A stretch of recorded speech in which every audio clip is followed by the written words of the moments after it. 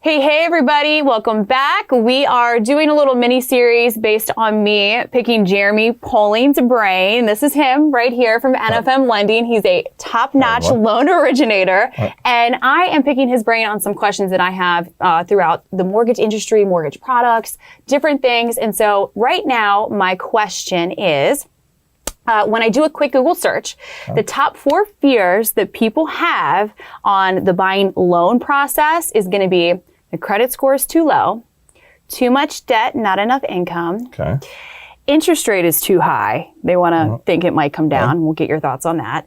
And then not enough money for closing cost help. So to take it from the top, the first of the 4, what are your thoughts on, oh, my credit score is too low? What would you say to someone that came to you with that? We get it probably every day, right? Honestly. I mean, if not every day, we get it a few times a week. I will tell you this, there are programs out there that will allow for, a credit score all the way down to a 580 minimum score. Okay, it's 580 minimum, which is incredible, right? I mean, if you think about it, 580 is pretty low on the spectrum. However, there are folks that are successful each day buying a new home with those types of credit scores. Obviously, the program adjusts accordingly for the documentation needed to help those individuals to become successful in closing their mortgage loans. But it's feasible, It's right? feasible. It's feasible. It's feasible. And then there's other things. I know that you and I have kind of talked about this before with that low credit score. What is a rapid rescore? So a rapid rescore allows for consumers that have maybe high utilization ratios. Again, for those that are tuning in, if you have balances on your credit cards that are normally paid down to zero or paid down, once a month when the household income or household payroll comes around, the credit scores may actually pull a credit report that doesn't necessarily line up with the date in which you've made that payment. So if you know that you are able to pay some of those balances down and lower the utilization ratios, there are programs out there and credit things that you have access to the credit bureaus that will you can hit a button and redo that score rapidly based on some of these things that they've put money towards debt. You verify a new credit report. That is what you're doing. You verify a new credit report with these balances. In a fast way. Right, exactly. It does. It speeds up the process for the consumer, but it also allows them to actually get a snapshot of their true credit score with the balances that are normally paid down on a frequent basis. Awesome. That's really good information. So then that is going to lead us to the whole, I've got too much debt, not enough income. I know we touched on this with the DTI video. Why don't you just give me some examples or your thoughts on when people come to you and say, hey, I've just got too much debt and I don't think I make enough. What would you typically say? Right. So financial strategies come up on our daily conversations as well, right? We look to help the consumer put themselves in the best position to purchase a home, make sure that payment is affordable. Right. Make sure that very important. That's that they have the ability to repay that with a comfortable monthly payment with this cushion still left over with disposable income. So we get it a lot. Again, I don't know if I can afford it. And we really start with comparing where they're at now with their current rent or housing payments. Where can they actually budget and save some money within their spending habits? Number 3 really does come down to how much home can they afford? Or what their purchase power is, and compensating factors. And you would think that wouldn't come into play, but compensating factors, believe it or not, such as household income that's not actually showing up on the application. If one spouse or a girlfriend or boyfriend or fiance is not listed on the application, there may be additional income that we wouldn't see on the application. See, in the creative thinking, things that you deal with on a day-to-day basis that sometimes consumers may not understand or know that could come into play to benefit them. So it's always good to really evaluate their whole financial plan and layout and try and make adjustments accordingly from there. So you never know. You could be good. You could be very good. And you just don't know until you talk to the professional that sees things how. And those compensating factors, not to interrupt you, but those compensating factors, they do also allow for some expanded guidelines with the debt to income ratio. Which is good information too, because there's always some wiggle room. There's always some maneuvering that can be done, but again, you just don't know until you're there. 100%. So then that's going to bring us to the good old, the interest rates are too high. Interest rates, that's a very popular topic right now, right? We've been on a really good trend recently with a downward trend over the last, it's probably 60 days. Relatively looking at the last 2 years, we've stayed, in a pretty decent or pretty consistent average.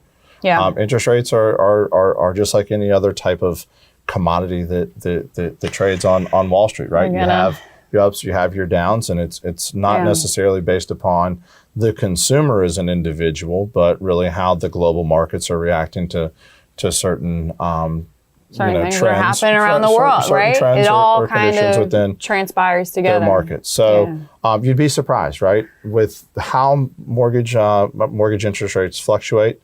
There are some great times to lock in. There may not be some great times to lock in, but our job as a professional is to help the consumer find the right program that offers them the best rate or the lowest rate that they can qualify for, and match that up with their household budget and making sure that they're in a program that they have the ability to repay comfortably. Yeah, you're obviously going to do your best. You're going to obviously do whatever you can for the consumer to make sure that they're comfortable financially and with their numbers. Nobody has a crystal ball as to what's happening, but what you can do is place them and point them in the right direction as to what is best for them currently with what's going on with the rates. So that's good information. Okay. So still think that the rates are at a pretty decent low right now. I mean, we're good. Historic. What is the highest rate that you've seen in your past? Well, I've been doing this for 19 years, and in 2000, prior to unfortunately the World Trade Centers coming down, interest rates at that time were north of 8%. So we were at a very high level at that point. So I remember at that time in the early 2000s, if you were able to lock in at a 6.5% interest rate, you were good. You were something special. Yeah, right? You were gravy. You were good to go. Yeah. So still, like I said, historic lows, right? So we're still in a good position. And I think with also these different loan products that are out there, there's not just the straight conventional FHA, VA. There's a whole bunch of different products that meet each person's needs. That's correct. I think that in conjunction with that, you really could be in a good position to buy a home right now. Yeah. All right. So not enough money for closing costs. We get this all the time, but there is so much from your standpoint with loan products and down payment programs that can be obtained. And from my standpoint as a realtor, what I can do to negotiate those closing costs to be paid by the seller, give and take. There's a lot of different things out there. So what do you think about someone coming to you and saying, hey, I don't have enough money for closing costs? What's your initial reaction? Well, affordability just doesn't necessarily reference the monthly payment, right? Affordability is also what that consumer may or may not have to come up with to cover down payment, closing cost, third-party inspections, appraisal, list goes on, right? So affordability is something that we look at as a whole. There are down payment assistance programs for individuals that are out there that are buying their first home that may not have properly saved or have great savings habits at this time. There are also reduced down payment programs for first, second, third time home buyers. Oh, that's good information. That maybe you're getting out of a home where they're not selling. Yeah, it's like, hey, I'm not a first-time home buyer anymore, but isn't there any love for me? Isn't there any assistance here for me as well? So that's refreshing to hear. Yeah, reduced down payment programs right now are very popular among second and third-time home buyers that maybe want to start putting a little bit of money away for investments and not truly sinking into the traditional 20% down payment. 20% down was what we just talked about. So how often do you see people utilizing these down payment assistant products? I mean, we or getting their closing costs covered in negotiations through the real estate transaction. Is that something you see 80% of the time, 90% of the time? So it's funny, I have this conversation quite a bit with realtors. Right now in the current market trends that we're seeing that there's some sort of seller concession built in to help facilitate and cover either a portion or all of the closing costs. Normally, we're seeing somewhere about an average of 3% of the gross sales price.